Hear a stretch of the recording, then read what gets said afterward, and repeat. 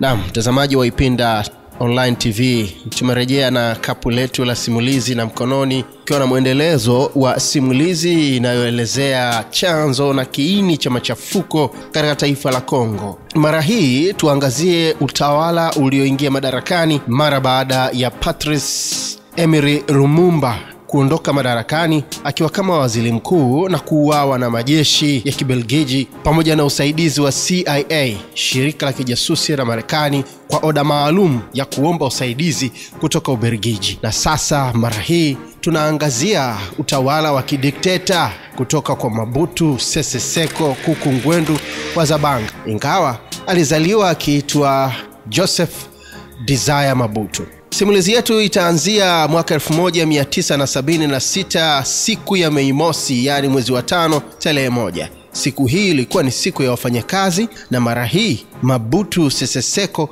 alikuwa akitoa hotuba yake. Haya ni maneno ambayo aliyazungumza, namnukuu: "Kama unataka kuiba, iba kwa akili na kwa namna iliyo nzuri. Iwapo utaiba sana ili uwe tajiri wa kutupa, usiku mmoja tu utakamatwa." Haya si maneno yangu, ni maneno aliyosema Mobutu Sese Seko katika siku hiyo ya wafanyakazi. Alizungumza maneno hayo akikemea rushwa katika nchi ya Zaire au Jamhuri ya Kidemokrasia ya Kongo ya sasa. Mobutu Sese Seko alitawala katika kipindi cha mtafaruku wa kisiasa katika nchi ya Zaire, na mtafaruku huo uliweza kung'oa utawala wake uliokaa kwa muda mrefu, utawala wa kiimla, na kumlazimu kukimbia kasri lake kubwa na zuri ambalo yeye aliliita Guadolite. Mobutu hakukosa sehemu ya kumhifadhi. Huyu alikuwa na nyumba ya kifahari katika jiji la Paris nchini Ufaransa, akawa na hekalu la vyumba takriban 32 katika nchi ya Uswizi, na kasiri lake la karne ya 16 huko Hispania. Mtawala huyo wa kiimla asingalikuwa na shida yoyote kulipia usafiri binafsi kutoka Zaire katika baadhi ya ziara zake nje ya nchi, ikiwemo ziara ya kitaifa katika jiji la Washington DC na mapumziko kwenye eneo la anasa huko Marekani lijulikanalo kama Disney World. Mara nyingi sana alilipia bata lililokula kwa pesa taslimu. Kama huamini, endelea kunifuatilia hapa. Mwaka 1987 mathalan, Mobutu alisimama njiani kwa muda nchini Marekani, na wahudumu wa hoteli ya Bayview walishuhudia mmoja wa watu walikuwa kwenye msafara wake akifungua sanduku la kuburuza lililosheheni pesa taslimu, na akahesabu zaidi ya dola za Kimarekani 50,000, takriban shilingi milioni 10 za Kitanzania, kulipia bili ya malazi kwenye hoteli hapo, kwa mujibu wa msemaji wa hoteli hiyo. Jamani, nadhani umeona bata hilo. Katika kipindi cha miaka 26 ya utawala wake huku nchi yake ikizama kwenye lindi la umasikini na hali ya kukata tamaa miongoni mwa wananchi, Mobutu aliibuka kuwa miongoni mwa viongozi matajiri mno, huku akiwa mmiliki wa majumba kwenye maeneo nyeti, akiwa na pesa lukuki zilizofichwa kwenye akaunti za mabenki nchini Uswizi. Zaidi ya hayo, inasemekana alikuwa na hisa nyingi za biashara barani Ulaya. Jarida la Forbes liliwahi kumtaja kwa miongoni mwa madikteta tajiri zaidi duniani. Wadadisi wa mambo, ikiwemo mabalozi na wakufunzi wa vyuo vikuu kutoka Zaire wanaoishi uhamishoni, hawana shaka kuwa Mobutu alisheheni utajiri mkubwa kwa kufuata ushauri wake yeye mwenyewe, iba kwa akili. Hata hivyo, wakosoaji wake walimfananisha na mdhalimu dikteta Ferdinand Marcos wa Ufilipino na Jean-Claude Duvalier wa Haiti, aliyekomba hazina ya nchi yake na kujilimbikizia mabilioni ya fedha za kigeni katika nchi yake. Na kufuatia wiki ya sintofahamu na vuguvugu la kisiasa nchini Zaire, Mobutu alilazimika kuunda serikali ya umoja wa kitaifa na wapinzani kwa mara ya kwanza kabisa. Wakosoaji hao walibaini na kutumai Mobutu, kama ilivyokuwa kwa watawala wenzake dhalimu Duvalier pamoja na Marcos waliomtangulia, angaliachia ngazi ya madaraka na kudondoka chini. Ilikuwa siku ya Jumapili, Mobutu alilazimika kumtaja kiongozi wa muda mrefu wa upinzani Etienne Tshisekedi kuwa waziri mkuu. Hatua hiyo iliashiria anguko kuu la utawala dhalimu wa zaidi ya miongo miwili chini ya Mobutu. Hata hivyo, wawili hawa wakaonekana kusigana sana kimadaraka, huku Tshisekedi akimwita Mobutu zimwi na kuhimiza ni lazima ang'oke madarakani, huku Mobutu akijaribu kung'ang'ania kusalia ofisini, huku ikiwa dhahiri shahiri kuwa hakuwa tena na uwezo wa kutoa amri kwa jeshi na likamtii kutokana na malalamiko ya muda mrefu ya askari kutokulipwa na hali duni ya kimaisha. Wakati himaya ya Zaire ikiwa mbioni kuanguka, maswali mengi kuhusu utajiri wa Mobutu yakaibuka, na namna alivyoupata yalizidi kuvuta hisia. Na kwa kuwa kipindi kirefu cha utawala wake alinufaika na mamilioni ya dola yaliyotolewa na Marekani kama msaada wa nchi hiyo, ambapo marais wa Marekani enzi hizo walimuona kama kiongozi muhimu na rafiki aliyeweza kukabili wimbi la itikadi ya kikomunisti katika eneo la Maziwa Makuu lisilo na ustahimilivu kisiasa. Mobutu alinyakua madaraka kwa mtutu wa bunduki akisaidiwa na shirika la kijasusi la Marekani CIA. Hiyo ilikuwa ni mnamo mwaka 1965 baada ya kifo cha kiongozi wa kimataifa mzalendo Patrice Emery Lumumba katika kipindi cha dhoruba ya mashaka miongoni mwa Wakongomani kwenye nchi ilionekana kama kitivo cha mapambano ya vita baridi, yani Cold War, barani Afrika. Wapinzani walibeba utajiri wa Mobutu kama turufu, na baadhi ya Wazairwa walimpinga. Walisema angalithubutu kujaribu kufuatilia walichoamini kuwa ni utajiri wa wizi alichofuja nchini humo, basi wangemfanya kitu ambacho asingesahau. Kwa upande wake, Mobutu alikataa kata kujibu madai ya wapinzani kwamba alikuwa muuaji na mwizi. "Sintasema chochote, historia itanihukumu."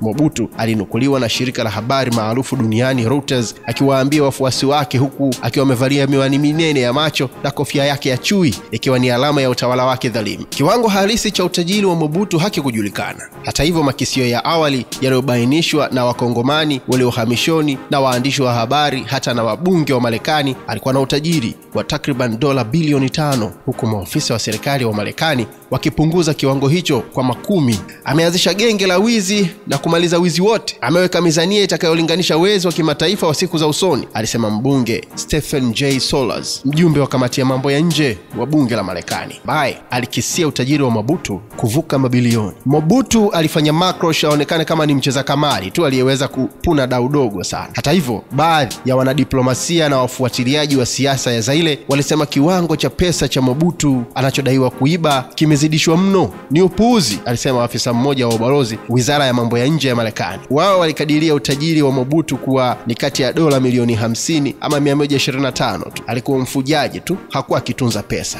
alisikika afisa mmoja wa kidiplomasia akisema. Utajiri binafsi wa Mobutu unaweza kuwa umepunguzwa, alisema mwanadiplomasia huyo na wenzake, kwa kuwa alikuwa na tabia ya kutumia fedha nyingi kuwanunua maadui zake kwa lengo la kuwamaliza. Wanadiplomasia walisema Mobutu alikuwa anaweza kununua majumba ya kifahari na kuwapa wapinzani wake wa kisiasa kwa lengo la kuwanyamazisha. Mara nyingine aliwagharamia safari za anasa barani Ulaya, na kuna siku alinunua magari takriban 140 mapya na kuyatoa kama zawadi kwa wafanyakazi wa chuo kikuu waliokuwa wakilalamika mishahara midogo. "Mabilioni yamekamuliwa, ingawa yote yanarejea kurainisha mashine," alisema afisa mmoja wa CIA huko Zaire aliyewekeza vitega uchumi nchini humo.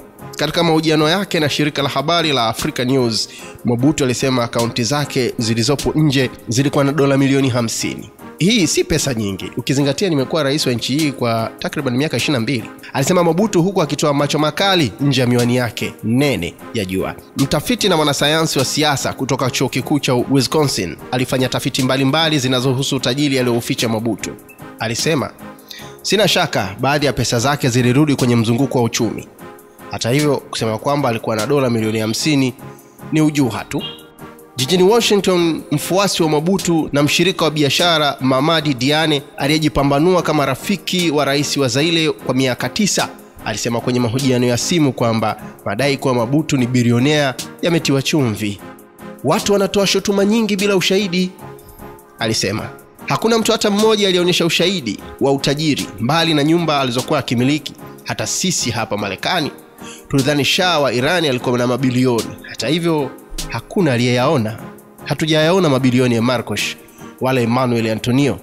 Mobutu unaweza sema alikuwa na maisha ya anasa," alisema Diane. "Maisha ya anasa mno. Alikuwa na mtindo wa maisha ya aina yake. Aliishi kama mtemi wa Afrika hivi."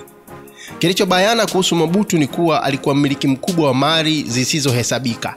Kwa mujibu wa wanadiplomasia wa Marekani, Mobutu alimiliki kasri lake la karne ya 16 mjini Valencia, nyumba ya anasa mtaa wa Foch Paris, na hekalu la vyumba 32 Lausanne, Uswizi, na alikuwa na majumba Italia, Ureno na miji kadhaa ya Afrika ikiwemo Abidjan, Ivory Coast pamoja na Dakar nchini Senegal. Mobutu pia alijenga himaya kubwa kwenye mji aliozaliwa kaskazini mwa jiji la Zaire, kaskazini mwa nchi ya Zaire, mji wa Guadeloupe. Himaya hiyo ilijulikana kama Versailles in the Jungle. Mobutu alikuwa mtu wa matumizi sana, hasa akiwa safarini Ulaya. Hakuona shida kukodi ndege ya Concorde kutoka Ufaransa kwa safari zake, huku akiambatana na watu zaidi ya 100. Mmoja wa wasaidizi wake alisemekana kutembea na begi la kubuluza lililosheheni dola za Kimarekani kwa ajili ya kulipia bills mbalimbali za hoteli. Mobutu alikosolewa sana. Kwa mfano, mnamo mwaka 1982 kwa kutumia ndege ya serikali ya Zaire, alisafirisha wasaidizi wake 100 kwenda kutanua Disney World huko Florida nchini Marekani. Gharama zikasadikiwa kuwa dola takriban milioni 2. Haijulikani kama safari hizo zilizoambatana na bata la kufa mtu kama zililipiwa kutoka mfuko binafsi wa Mobutu ama serikali ya Zaire. Staili ya maisha ya Mobutu inafanana sana na baadhi ya viongozi wa Afrika waliojulikana wakati huo kama the big men, watu wazito waliotawala. Mtazamaji wa Ipinda Online TV, tutarejea katika sehemu ya 3 tukujuze hasa maisha ya anasa ya Mobutu Sese Seko, lakini namna gani alivyoondolewa madarakani na chanzo cha mgogoro unaoendelea hivi sasa katika taifa la Kongo. Tafadhali usikae mbali. Mwandaaji na msomaji wa makala hii ni mimi Isaya Edward Maridadi Exaudi Mbaya. Niko na director wangu Director O. Kwa heri kwa sasa.